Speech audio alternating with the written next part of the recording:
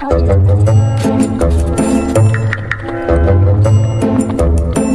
challenge starts now.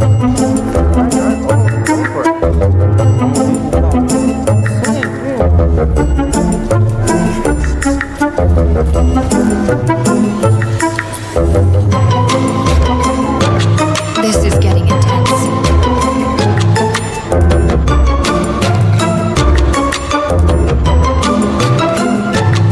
Can anyone beat this speed?